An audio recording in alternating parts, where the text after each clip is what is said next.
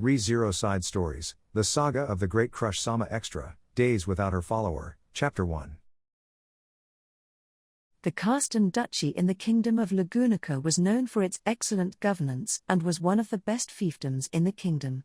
The ducal family there had been serving the royal house for generations, going all the way back to the kingdom's founding, and the current head of the house's Mechart's governance was highly regarded by both the kingdom and the people of his fief. For that reason, people had mixed feelings about his successor, who would have to carry on his legacy, his daughter. The people of the kingdom that believed the rumors about her thought that she was a sword freak. And the people of the fief who didn't know her well thought her an odd girl, but the people who knew her true self had a different opinion altogether. Crusch Karsten was the only one who was of worthy enough character and skill to carry forth the ducal family name. She never stopped working hard and improving herself. She was uncompromising and hard on herself, so the people who knew her considered her a true noble. She was still so young, yet she shouldered such heavy burdens. Due to her status, the change in her was immediately felt by everyone close to her. "It seems like she hasn't been sleeping well at night," commented a servant. "She hasn't been able to eat much," another servant added. "Lady Crusch used to eat a lot, but she's been leaving leftovers a lot lately. She seems inattentive even when swinging her sword, which is dangerous," a third servant said. The servants working in the ducal household were troubled by the change in Crusch, who they had known since she was but a babe. Mechart's influential servants, both the military personnel and the civil servants, had sensed the change immediately. "I haven't seen it during her general culture lessons or while she is studying military strategy books, but," said one of them, "her only acting like that during her free time makes it even more painful to watch," added another. Everyone close to her agreed that her behavior was typical of her since she didn't try to cause trouble for others in spite of it all. And it rather impressed them. It was an attitude that was very reliable to have from a person that stood above everyone else, a ruler, but it wasn't something a 14-year-old should be prepared to do, much less an only daughter. Mechart, after listening to the opinions of the people who cared about her, slowly got up off the chair. It took him a while to get up, not because he didn't want to confront her, but due to being old and having weak joints. "I have been acting strange lately, you say?" said Crusch, who had been summoned by Mechart, while furrowing her well-defined eyebrows. She was a beautiful 14-year-old girl who looked mature for her age. Her amber-colored almond-shaped eyes and her lustrous, beautiful hair both were like her mother's, which Mechart saw as his wife's mementos. His wife also had a fierce personality like Crusch's. It would be no exaggeration to say that winning her over and marrying her was the bravest thing he had ever done. "Father, Oh, yes, sorry. Well, it is just that I was thinking that you were starting to look more and more like Helena." "Oh no, that is something unrelated." "Well, yes, it was about how you have been lately." "No, I am happy that you said I am becoming like my mother, but I cannot agree with what you said about me acting strange." "In what way have I been acting strange? I do not see any problems with how you conduct yourself, your studies, or your noble duties. We still need to talk about you dressing as a man, but the topic is different this time." Crusch narrowed her eyes in the middle of his reply, giving Mechart the chills. Crusch had started dressing as a man a few years ago, wearing men's clothing she liked and using strong and hard words.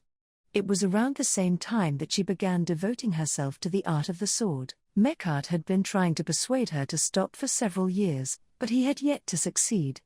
However, that wasn't the issue here, and Mechart crossed his arms. "I have heard that you haven't been sleeping well lately. I hear you haven't been able to finish your meals either. That is a periodical thing. Father, you also know that girls have such a thing that occurs each month, huh?" "Oh, yes, of course, I know that," but, as a father, he could do nothing but lose his composure when a woman's issue was brazenly used against him. He was aware that he was being deceived, however, so he used that to press her for an answer. "Crusch, stop lying. I know that your periodical thing has no relationship whatsoever with how you have been acting. I have already looked into it. Father, I can see the wind of lies blowing around you without having to look anyway. You are acting strange. And I know what is causing that. Meckhart just came out and said it since it seemed like he was easily going to lose the argument. Crusch seemed somewhat dissatisfied, but it seemed from her expression that she was now curious about the cause. Meckhart, feeling like his stomach was churning after being stared at silently by the almond-shaped eyes that were like his wife's, then spoke about the cause of her current change. Which was, "Crusch, you are in agony now because you are separated from Felix."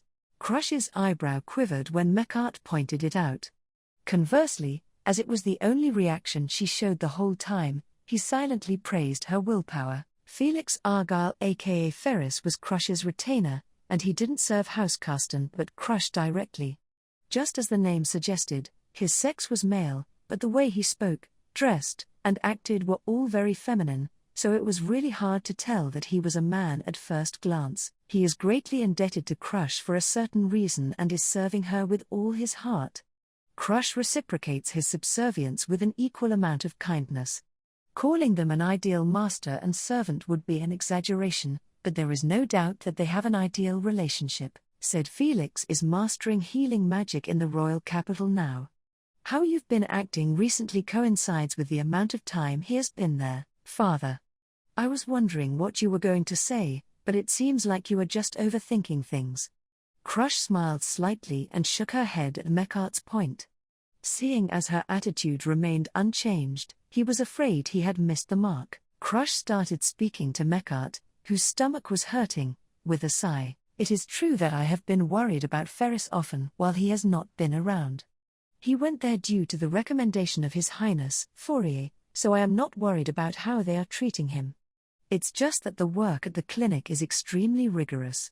But if we want Ferris to truly improve, then we need to let him stay there and gain experience in treating people who are close to dying. He is the kind of person who is prone to putting on a brave face. I do feel concerned that he will put others before him and wear himself out. If his healing magic's usefulness gets noticed by the clinic, then they might pull him away from my command. No, I do not think that something like that would happen, but it is obvious that they would want a highly capable healer like him. Hold your earth dragons. I get it, you can relax. I know how much Ferris means to you. Having talked more eloquently than he had expected, Meckhart was overwhelmed. He faced a similar situation when he made Felix talk about Crusch, but he did not think that he would receive the same passion from her. It seemed like Meckhart's daughter was head over heels for that cat-eared retainer more than he had imagined. I hope you understand now. Looking relieved, it seemed like Crusch was satisfied by Meckhart's reaction. Her somewhat happy look wasn't something he could see often on his daughter. So Meckhart smiled with a bit of jealousy towards the boy who was her retainer and said, "Yes, I do. I understand, so let's go to the royal capital soon to see how things are going there." And he set off to take care of Crusch's anomaly once and for all. Days without her follower, Chapter 2. Ooh. Crusch. Over here. It is I. Glad you came. She immediately heard an enthusiastic voice when the dragon carriage pulled up to the main gate of the palace. Meckhart leaned out and saw a blonde-haired boy, the kingdom of Lagunica's fourth prince, Prince Fourier, welcoming Crusch, who had stepped out before him, with a broad smile. Meckhart, a duke, and his daughter, Crusch, were both in a position where they ought to show him his due respect, but they felt relaxed around him because he had always been friendly with them over the past few years. "Thank you for taking the time to welcome us, Your Highness. I cannot express my gratitude enough for accepting my father's request even while being so busy," said Crusch, who wasn't all too happy about visiting the royal capital, in a passive-aggressive tone that was hard to catch. "It's nothing. I could never turn down a request from you. You can continue to count on me from now on. You can contact me if you have any business in the royal capital." "Yes." But the broad-minded Fourier accepted it generously. More like, it was written on his face that he was extremely happy to be able to interact with Crusch. "The fourth prince has a crush on my only daughter, and if you were to ask me, what's so scary about that? I could only tell you, everything. But as a father, there is a part of me that honestly feels like it's a lovely thing. If their relationship continues to grow, them standing side by side one day won't be an impossibility. If that were to actually happen, I would at least." "Meckhart. I appreciate your effort. It seems like you were also worried about Ferris. Well, it is obvious since you are his father figure, huh? Ah, no, Your Highness, it isn't like that. Fourier talked to Mechart, who was pondering, with an unreserved expression, and nodded. He tried to correct it, but, that is right, Your Highness, Crusch interrupted him. Father forced me to come here with him this time. I told him that we should wait for Ferris and look forward to seeing how much he has grown when he returns, but he did not listen to me. I see, I understand. But you should try to understand Mechart's feelings. Parents will always love their children. In cases where someone is entrusted with a child, such feelings might fade away over time, but in Mechart's case, his feelings only grew in strength, so there's nothing wrong with what he did. That is what I think. How profound, Crusch replied. A great insight indeed. So, where is Ferris? Mechart was baffled since a rare thing had occurred during that conversation. Crusch unintentionally hiding her true feelings, Fourier making false inferences as usual, but was touching on the core of the matter, and Crusch not being able to hide her true feelings. Maybe it is due to my age, but I can't keep up with the pace of young people's conversations. Perhaps a change of governance in the ducal house might not be too far away. The clinic is really busy today, but Ferris is probably working at the training ground. People get hurt all the time there, so it is a good place to go if you want to improve your healing magic. Now, this way. As Mechart was feeling like throwing in the towel, Fourier started making his way towards the training ground while explaining things. Crusch was nodding along, but how much she was actually taking in was a mystery. Mechart followed them and noticed a subtle change of heart. He wasn't aware of it till now due to being worried about Crusch, but there was something inside of him that was looking forward to seeing Felix at work.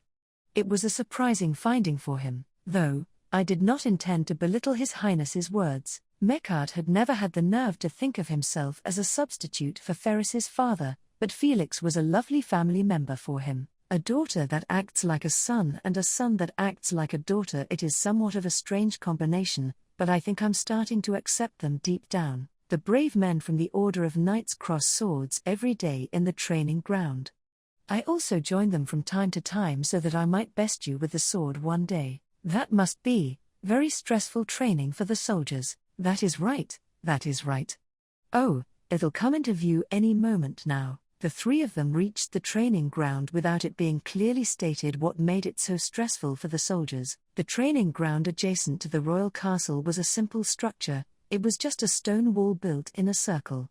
The purpose of it was clear due to its simplicity, and the soldiers training there had high morale. The environment in which steel clashed against steel and voices like angry shouts were exchanged seemed to be free of petty pride and laziness. The passageway that Mechart and the rest went through led to a service entrance where they could look down over the entire training ground.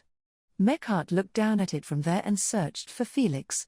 He was a boy who stood out no matter where he was, so he thought that he could find him quickly, but, there, Crusch declared, as one would expect, there was no one better than Crusch when it came to finding Felix.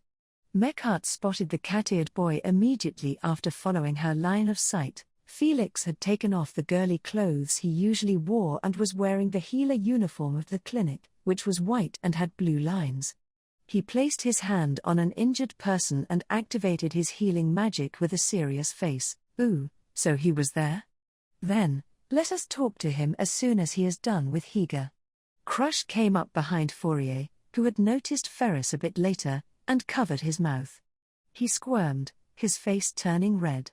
He did so not because she had covered his mouth, but due to the sensation he felt when she rubbed up against him. Your Highness, thank you for your consideration.